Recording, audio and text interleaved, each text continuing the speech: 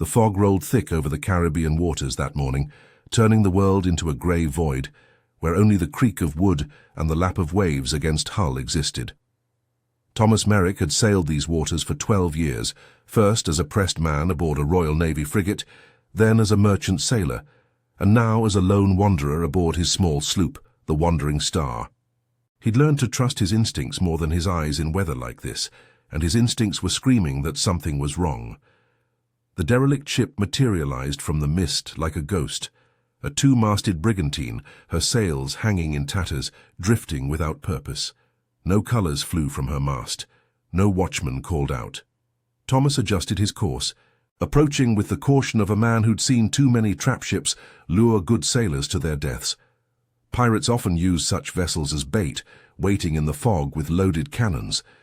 But as he drew closer, he saw no ambush, only silence, only death.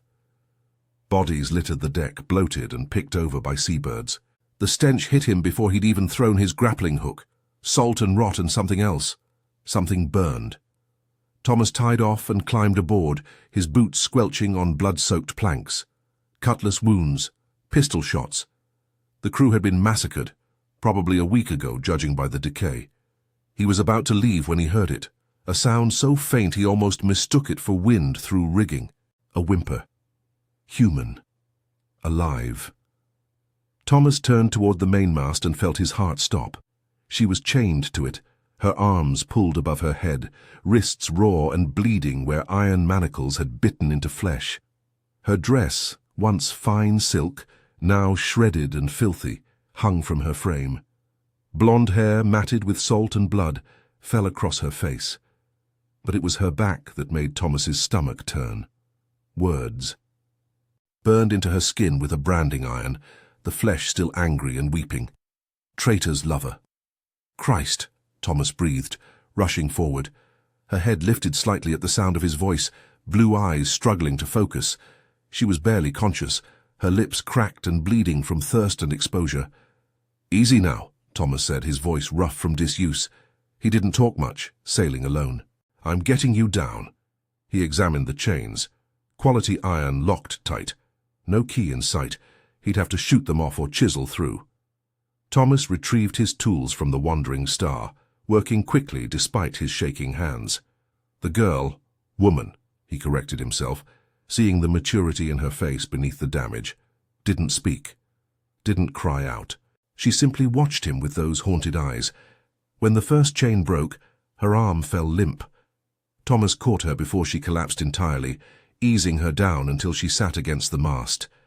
He brought water from his ship, tilting the flask carefully to her lips. "Slow," he warned. "Too fast and you'll be sick." She drank like a woman dying of thirst, which she nearly was. When she finally pulled away, gasping, she looked at him properly for the first time. "You're real," she whispered, her voice like broken glass. "Real enough. Can you tell me your name?" She closed her eyes. Eleanor. Eleanor Ashford. The name meant nothing to Thomas, but the surname did. Ashford. One of the great merchant families of Port Royal, with ties to the royal governor himself. What was she doing chained to a pirate vessel in the middle of nowhere? "Who did this to you, Miss Ashford?" Her laugh was bitter, hollow. "My fiancé, Captain Richard Blackwood. Or rather, the man who claimed he would marry me before he revealed himself to be the pirate known as Black Richard." She touched her back, wincing. He wanted everyone to know what happens to women who betray him, even if the betrayal was refusing to help him slaughter my own family. Thomas felt something cold settle in his chest. Black Richard. He knew that name. Everyone who sailed these waters knew it. A butcher who'd turned to piracy after being cashiered from the Royal Navy for excessive cruelty.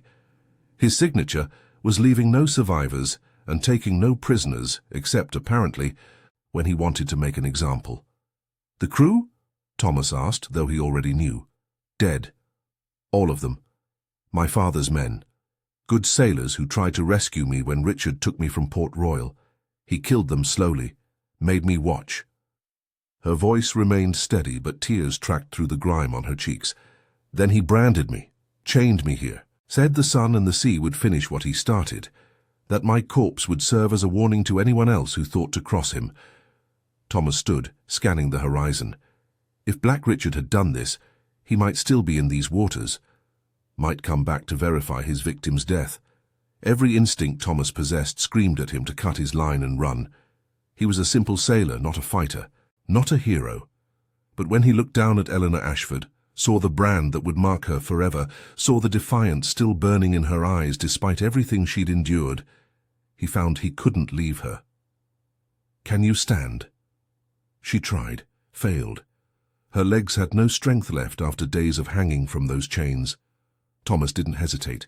He lifted her, cradling her against his chest. She was lighter than she should be, half-starved. How long had Richard kept her before abandoning her to die? "My ship's small," Thomas said, carrying her across the gap between vessels. "But she's sound. I've got food, water, medicine. I'll get you to Nassau. There's a doctor there who asks no questions." Nassau? Eleanor's voice held something he couldn't identify. Fear. Hope. That's a pirate haven. Aye, but it's also the one place Black Richard won't look for you. He's wanted there himself, see? Killed the wrong man's brother. He shows his face in Nassau, he'll swing from a gibbet before sunset. Thomas laid her in his cabin, the only enclosed space on the wandering star. It was cramped and spare, but clean. He'd always kept it clean, even when he had no visitors. No purpose beyond surviving another day. He brought her fresh water, hardtack softened in broth, and clean cloth for bandages. The brand on her back needed treatment before infection set in. Thomas had seen enough wounds in his years at sea to know that much. "This will hurt," he warned, preparing a poultice of rum and herbs. Eleanor gripped the edge of his bunk. "It already hurts. Do what you must." Her scream when the alcohol hit raw flesh echoed across the empty sea. Thomas worked quickly, cleaning the wound as gently as his calloused hands allowed, applying salve and fresh bandages. She bore it without complaint after that first cry, biting down on leather to keep silent. When he finished, she lay trembling, sweat-soaked but calm. "Why?" she asked. "Why help me? You don't know me. This could bring Black Richard down on you." Thomas sat back, considering. Why indeed? He'd spent 12 years avoiding trouble, avoiding connections, avoiding anything that might require him to care about another human being. He'd lost that luxury after the Navy, after what he'd seen and been forced to do in the name of king and country. "Because nobody helped me when I needed it," he said finally, "and I've regretted that silence every day since." Eleanor studied him with new interest. "You're not just a sailor, are you?" "I'm whatever I need to be to survive. Right now, I'm a man trying to save a woman's life. That's enough." He left her to rest, returning to deck to set course for Nassau. The wind had picked up, blowing away the fog, revealing clear blue sky and endless ocean. No other ships in sight. Good. They had maybe 3 days sailing ahead if the weather held. Thomas tried not to think about what would happen after Nassau. Tried not to think about the brand that would forever mark Eleanor Ashford as a traitor in the eyes of any pirate who saw it. Tried not to think about the fact that he'd just made an enemy of the most vicious captain in the Caribbean. But as he stood at the wheel, feeling the sun on his face and hearing the faint sound of Eleanor's breathing from below, Thomas realized something had changed. For the first time in 12 years, he had a purpose beyond simple survival. He had someone depending on him. And despite every rational thought screaming that he'd made a terrible mistake, Thomas Merrick found himself smiling. Chapter 2. The haven of thieves, Nassau, rose from the sea like a fever dream. A ramshackle collection of taverns, warehouses, and brothels clinging to the edge of paradise. Palm trees swayed in the tropical breeze. Crystal-clear water lapped at white sand beaches. And everywhere, pirates. On the docks, in the streets, stumbling drunk from establishments that never closed. This was the Republic of Pirates, where men who'd been branded criminals by every civilized nation gathered to live by their own laws. Thomas guided the wandering star into harbor with practiced ease, noting the fleet anchored in the bay. Sloops, schooners, and brigantines flying black flags or no flags at all. Some he recognized: the Queen Anne's Revenge, the Royal Fortune, the Ranger. Ships whose captains were legends and nightmares in equal measure. Eleanor stood beside him on deck, wearing one of his spare shirts and breeches. She'd recovered strength during the voyage, though the shadow in her eyes remained. The brand on her back was healing, but slowly. It would scar, they both knew it. "Stay close to me," Thomas said as they prepared to disembark. "Don't make eye contact with anyone, don't speak unless spoken to, and whatever happens, don't let anyone see your back." Eleanor nodded. She'd pulled her hair up under a cap trying to pass as a boy.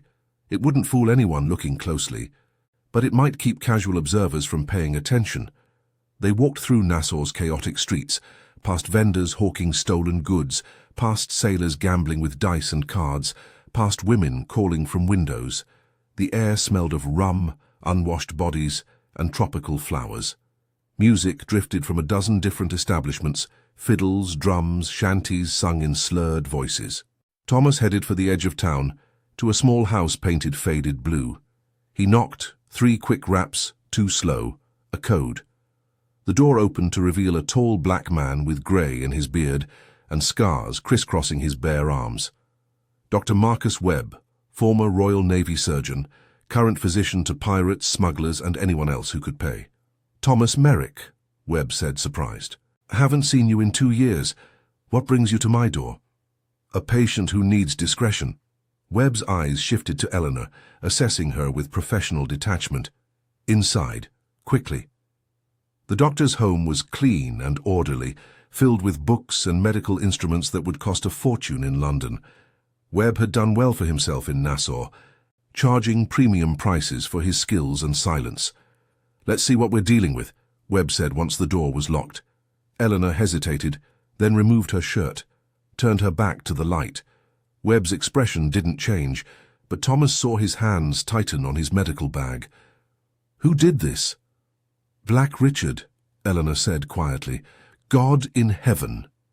Webb stepped closer, examining the brand with gentle fingers. "This is recent. A week, maybe 10 days?" 12 days, Eleanor confirmed. "He left me chained to a mast to die of exposure and thirst." "But you didn't die." Webb glanced at Thomas. "Because this fool rescued you?" "This fool is sitting right here," Thomas said. "And you brought her to Nassau, where half the pirates in these waters would kill her for sport if they knew who marked her and why." Thomas stood. "Can you help her or not?" Webb sighed. "I can minimize the scarring, keep infection at bay. But that brand is deep, Thomas. Whoever did this wanted it permanent. She'll carry those words the rest of her life." Eleanor's voice was steady. "I'm aware. Can you help me or not?" "Doctor." Something in her tone made Webb smile slightly. "You've got spine, girl. Yes, I can help, but you'll need to stay here for treatment. At least a week, maybe 2. "I can pay," Eleanor said. "My family has resources. Once I can send word—" "Your family thinks you're dead," Thomas interrupted. "Black Richard made sure of that. The moment you send word, he'll know you survived. He'll come for you. Then I'll face him." "With what?" Thomas demanded. "You can barely walk without pain. You have no weapons, no allies, no ship. He has a crew of cutthroats and a reputation for making his enemies suffer before they die." Eleanor's eyes flashed. "So I should hide, run, spend the rest of my life looking over my shoulder?" "You should heal," Webb said firmly. "Then we discuss your options." "Thomas is right. Black Richard can't know you survived, not yet, maybe not ever." The fight went out of Eleanor. She sat down heavily, wincing as her back touched the chair. What kind of life is that? Always hiding, always afraid. Thomas knelt beside her. "It's the life that lets you survive, and survival is what matters right now."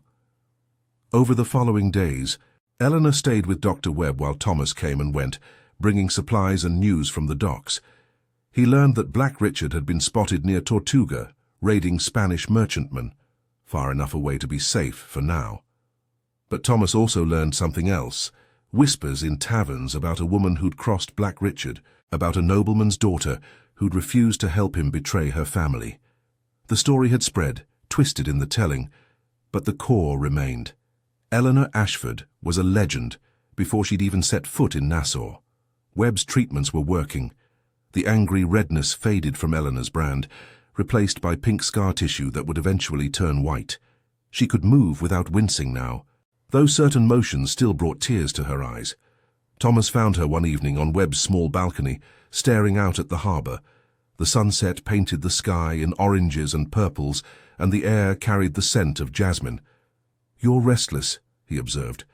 "I'm useless," Eleanor corrected. "I sit here while Dr. Webb tends my wounds, and you bring me food and news. I do nothing. I am nothing."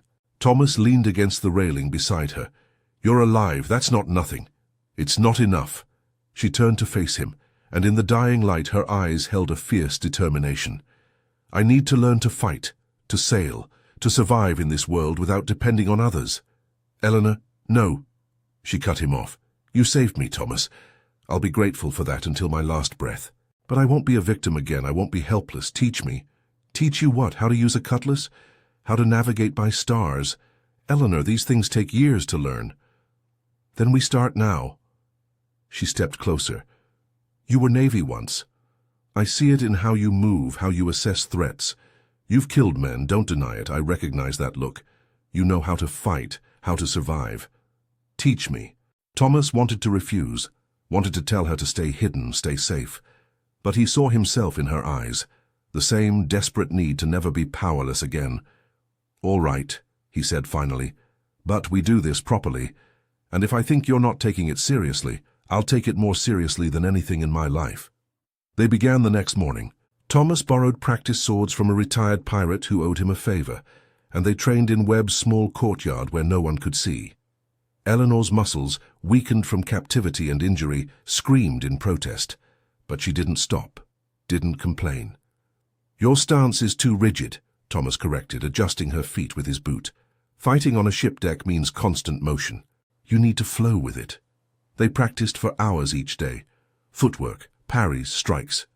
Eleanor fell more than she succeeded at first, her coordination betrayed by exhaustion. But slowly, grudgingly, her body remembered strength. Thomas taught her other skills too.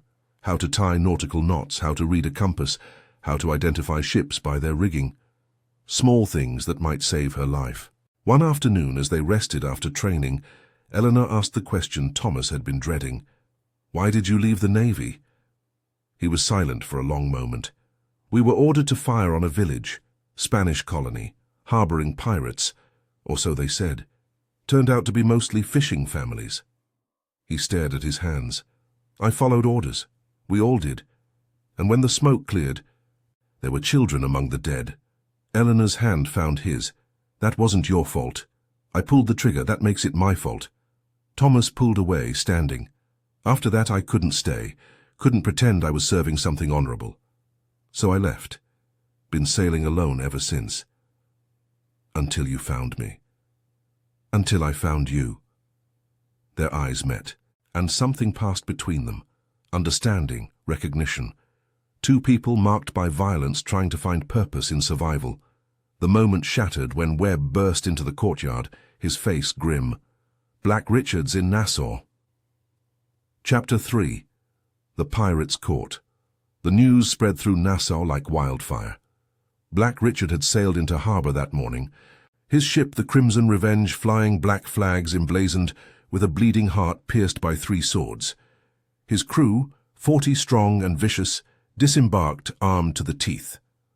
Word was he'd come for the Pirate Council, a gathering of the most powerful captains, to settle disputes and divide territories. But Thomas knew better.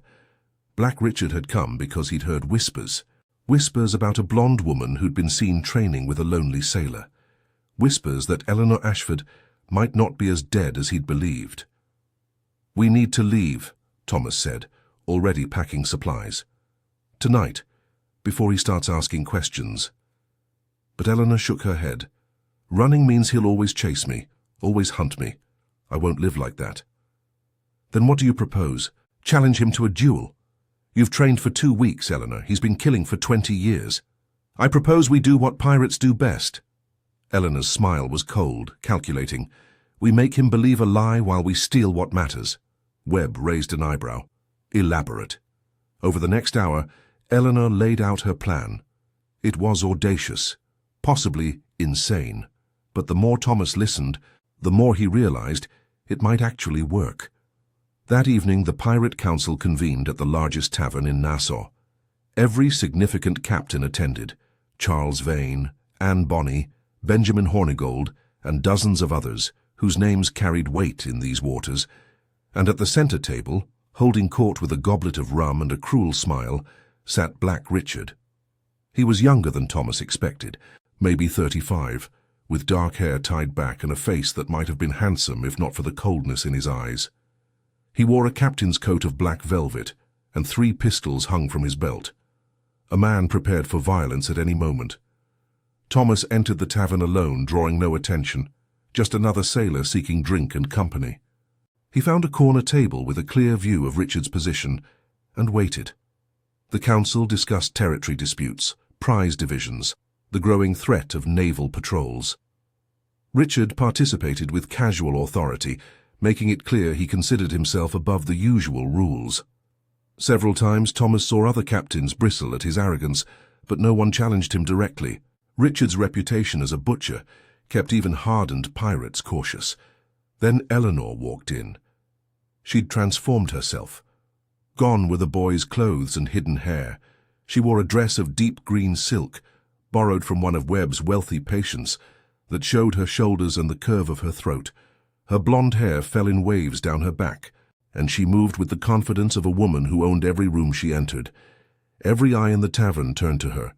Conversations died mid-sentence. Black Richard's face went white, then red with rage. "You," he breathed. Standing so abruptly his chair fell backward. "You're dead. I watched you die." Eleanor's smile was serene, untouched by fear.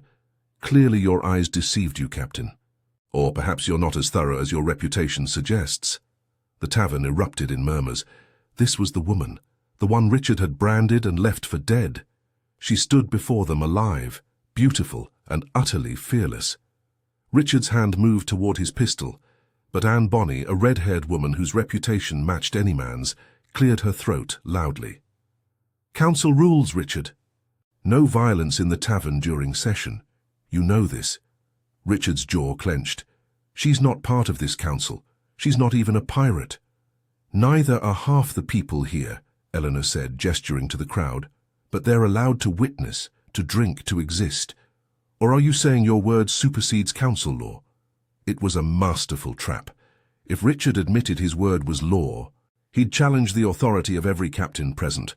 If he backed down, he showed weakness. Either way, he lost standing. Charles Vane laughed, a booming sound that broke the tension. "The girl has spirit. I like her. Let her stay." Other captains nodded agreement. Richard had no choice but to sit, though his eyes never left Eleanor. Thomas saw murder in that gaze, and the promise of worse than murder. Eleanor took a seat at a table near the center, accepting a drink from the barkeep. She appeared completely at ease, as if sitting in a room full of pirates who could kill her without consequence was as natural as taking tea in Port Royal. Thomas admired her courage even as he feared for her life. The council session continued, but the atmosphere had changed. Everyone was watching Eleanor and Richard, waiting for the explosion they knew would come. It arrived during a discussion of Spanish galleon routes. "I have a proposal," Richard announced, his voice cutting through competing conversations. "A matter of personal honor that requires council witness." Benjamin Hornigold, serving as council moderator, sighed. "Speak it then." Richard pointed at Eleanor. "That woman betrayed me, refused to honor her word. By pirate law, she owes me recompense." "I made you no promises," Eleanor said calmly. "You kidnapped me, tortured me, left me to die. If anyone owes recompense, Captain, it's you." The crowd murmured approval. Richard's face darkened. "You agreed to marry me. That's a binding contract. Under false pretenses. You claim to be a merchant captain. A gentleman, you were neither. The contract was void before it began." "Clever words from a clever woman." Richard stood, walking slowly toward her table. The crowd parted before him. "But words don't change facts. You bear my mark. That makes you mine." Eleanor stood to meet him, and Thomas saw her hand move subtly to her side, where she'd hidden a knife under her dress. But she didn't draw it. "I bear your mark," she agreed.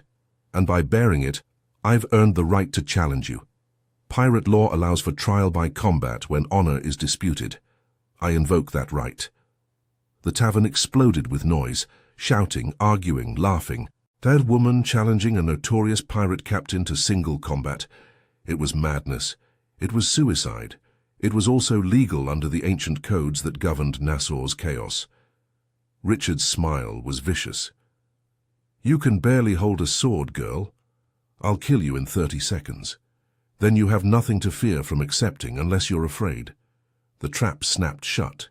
If Richard refused, he admitted cowardice before every pirate in Nassau. His reputation would never recover, but if he accepted and killed Eleanor, which everyone expected, he'd simply be enforcing his rights under pirate law. "I accept," Richard said. "Tomorrow at dawn. The beach, cutlasses. No quarter given or expected." Eleanor nodded once. Agreed. Thomas forced himself to remain still, to show no reaction. This was the plan. Force Richard into a formal duel, bind him by council law. But knowing the plan and watching it unfold were different things. Eleanor was gambling her life on 2 weeks of training and Richard's arrogance. The council session ended shortly after. Pirates filed out, already placing bets on how quickly Richard would kill the foolish blonde woman. Thomas waited until the crowd thinned, then slipped out a side door. He found Eleanor in the alley behind the tavern, leaning against the wall. She was shaking. "You did well," Thomas said quietly. "I'm terrified." Her voice trembled. "Thomas, what if I'm not good enough? What if—" He pulled her into his arms, feeling her heart racing against his chest. "Then we run, right now. Forget the plan. Forget everything. We take the Wandering Star and sail to the far side of the world." Eleanor pulled back, meeting his eyes. "You'd do that? Abandon everything here? There's nothing here I value more than your life." The confession hung between them, heavy with meaning neither had dared voice before. Eleanor's hand came up to touch his face, her fingers gentle against his scarred cheek. "I can't run," she whispered. "Not from him, not from this. I need to face him, Thomas. I need to prove to him, to myself, to everyone, that I'm not a victim to be discarded and forgotten. Even if it kills you? Especially if it kills me, because at least I'll die fighting, on my feet, not chained and helpless." Thomas understood. God help him, he understood completely. He'd felt the same way after leaving the Navy, the desperate need to reclaim agency over his own life, even if that agency led to disaster. "Then we make sure you don't die," he said. "Come on, we have until dawn to prepare." They spent the night on the beach where the duel would take place, practicing under moonlight. Thomas pushed Eleanor harder than ever before, teaching her dirty tricks no gentleman's fencing master would acknowledge. How to throw sand in an opponent's eyes, how to use the sun's position to blind, how to feint weakness and strike from unexpected angles. "Richard will expect you to fight honorably," Thomas said. "Don't. He certainly won't. Use every advantage, every trick, every moment of hesitation." As false dawn lightened the eastern sky, Thomas made Eleanor rest. She lay on the sand, staring up at stars fading into blue. "If I don't survive this," she said quietly, "I want you to know something. Don't talk like that. Thomas, listen." She sat up, facing him.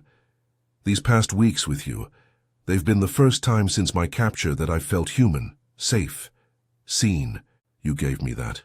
Whatever happens today, I'm grateful." Thomas wanted to tell her he felt the same, wanted to admit that she'd awakened something in him he thought died long ago, the ability to care about someone else's fate more than his own. But words felt inadequate. Instead, he kissed her. It was gentle at first, tentative, as if both feared breaking something fragile. Then Eleanor's arms came around his neck and the kiss deepened, becoming fierce and desperate and alive. They broke apart, gasping, foreheads touching. "Win this," Thomas said. "Live, and we'll figure out everything else after." "I'll try." As the sun broke the horizon, painting the Caribbean sky in gold and crimson, pirates began gathering on the beach. They came in groups, bringing rum and breakfast, settling in to watch the spectacle. By the time Black Richard arrived with his crew, over 200 people lined the sand. Richard wore no coat, just a loose shirt and breeches. His cutlass hung at his side. a well-maintained weapon that had ended countless lives. He looked relaxed, confident, a predator facing prey. Eleanor stood at the opposite end of the makeshift arena, borrowed cutlass in hand. She'd tied her hair back, wore simple clothes that wouldn't restrict movement. Her face showed no fear, only grim determination. Anne Bonny, serving as referee, stood between them. "Pirate law governs this duel," she announced. "First blood ends the challenge or death. No interference from outsiders. Begin when I step back." She moved aside. Richard attacked immediately, his blade singing through the air in a vicious arc aimed at Eleanor's throat. She parried, barely, the impact jarring her arms. Richard pressed forward with a combination of strikes that drove Eleanor backward across the sand. The crowd cheered. This would be over quickly. But Eleanor remembered Thomas's teaching. She didn't try to match Richard's strength. Instead, she gave ground strategically, letting him tire himself with aggressive attacks. She focused on defense, on survival, watching for patterns in his technique. Richard grew frustrated. He'd expected to end this in seconds. But the woman kept moving, kept parrying, kept refusing to die. His attacks became wilder, less controlled. And then Eleanor saw her opening. Richard overextended on a downward strike. Eleanor sidestepped, letting his momentum carry him past, and slashed at his back. The blade bit flesh, not deep, but enough to draw blood through his shirt. First blood. The duel was over. Except Richard didn't stop. He spun with a roar of rage, ignoring Anne Bonny's shout that the duel was finished. His cutlass came up in a killing stroke aimed at Eleanor's neck. Thomas didn't think. He drew the pistol he'd kept hidden and fired. The shot took Richard in the shoulder, spinning him around. He fell to one knee, dropping his weapon, staring at the spreading blood in disbelief. The beach erupted in chaos. Richard's crew reached for weapons. Other pirates shouted protests or approval. Anne Bonny was screaming something about rules and honor. But Charles Vane's voice cut through the noise like a cannon shot. "Enough!" The crowd quieted. Vane strode into the arena, flanked by his own crew. He looked at Richard, then at Thomas, then at Eleanor. "The duel was over," Vane said flatly. First blood was drawn. Black Richard continued the attack in violation of council law. "This sailor," he gestured to Thomas, "defended his companion. That's his right." Richard tried to stand, failed. "This isn't over." "It is." Vane's voice held absolute authority. "You lost, Richard. To a woman you claimed was weak. Then you broke council law, trying to murder her anyway. Your reputation is finished in Nassau. Leave these waters or face judgment from every captain here." Other pirate leaders nodded agreement.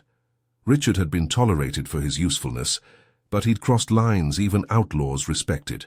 And worse, he'd shown weakness, both in losing to Eleanor and in breaking law out of spite.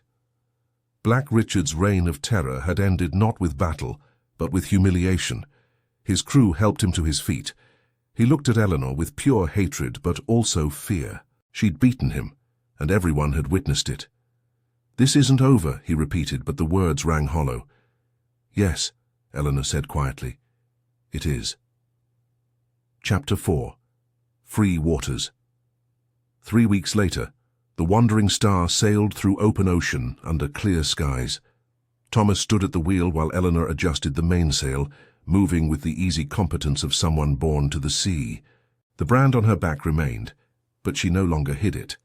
She'd earned those scars. They were proof of survival, not shame. After the duel, everything had changed quickly. Richard and his crew had fled Nassau within hours, heading toward the Leeward Islands. Rumor said he'd lost half his crew to desertion. No one wanted to serve a captain who'd been bested by a merchant's daughter. Eleanor became something of a legend, the woman who'd challenged Black Richard and won. Several pirate captains had offered her positions aboard their ships. Charles Vane himself had suggested she might make a fine quartermaster. She'd refused them all. "I'm not a pirate," she'd told Vane over rum at the tavern, "and I don't want revenge or glory. I just want to be free. Freedom's expensive in these waters," Vane had replied. "You'll need a ship, a crew, resources." Eleanor had smiled. "I have a ship, small but sound, and I have a crew of 1, the best sailor I know." Now, standing on that ship with wind in her hair and sun on her face, Eleanor felt something she hadn't experienced in months, Peace, not happiness. That would come later, if it came at all. But peace, the absence of fear, the presence of choice. Thomas called out a warning about a squall line to the south. They adjusted course together, working in practiced synchronization. They'd developed a rhythm over the weeks, anticipating each other's movements and needs. At night, anchored in some hidden cove, they would talk for hours, about the past, the future, dreams and regrets. Thomas told her about the boy he'd been before the Navy, growing up on a fishing boat off Cornwall. Eleanor described her mother, dead from fever when Eleanor was 12, and her father, a good man ruined by ambition. They didn't discuss what they were to each other. Labels felt limiting. They were partners, companions, survivors. Perhaps something more, perhaps not. The future would reveal itself in time. One evening, as they watched sunset paint the sky in impossible colors, Eleanor asked the question that had been weighing on her mind. "Do you think Richard will come after us?" Thomas considered. "Eventually. Men like him don't forget humiliation. He'll rebuild his reputation somewhere else, gather a new crew, and then—" "Yes, he'll come. And when he does, we'll face him, together. But he won't find the same frightened woman he branded and left for dead. He'll find someone who knows how to fight, how to survive, how to sail through storms and come out the other side." Eleanor reached for Thomas's hand, lacing their fingers together. "Thank you, for everything, for seeing me when I was invisible, for believing I could be more than a victim. You were always more." Thomas squeezed her hand gently. "I just helped you remember." They stood in comfortable silence as stars emerged overhead. The ocean stretched endless in all directions, full of danger, yes, but also possibility. They had no port to call home, no nation that would claim them. They existed in the spaces between, in the freedom of open water. But Eleanor found she didn't mind. Home wasn't a place, it was this, a small ship, a trusted companion, and the knowledge that she'd faced the worst thing imaginable and survived. The brand on her back would always be there. Traitor's lover. But the words meant something different now. Not shame, but defiance. Not weakness, but strength. She'd betrayed a monster's expectations by refusing to die, and in doing so she'd found herself. As for love, well, that was a question for calmer waters. Thomas spoke, breaking the comfortable silence. "Where to next?" Eleanor smiled. "Somewhere we've never been. Somewhere nobody knows our names or our stories.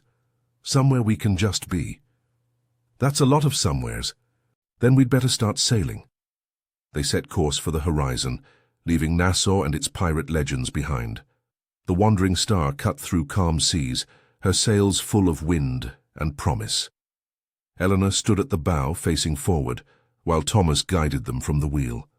Neither looked back. Behind them the sun sank into the ocean, painting their wake in gold. Ahead, the night sky spread vast and full of stars. Each one a possibility, a destination, a new beginning. They'd faced the worst and survived. Whatever came next, they would face it together. And for two people who'd thought themselves lost forever, that was more than enough. It was everything.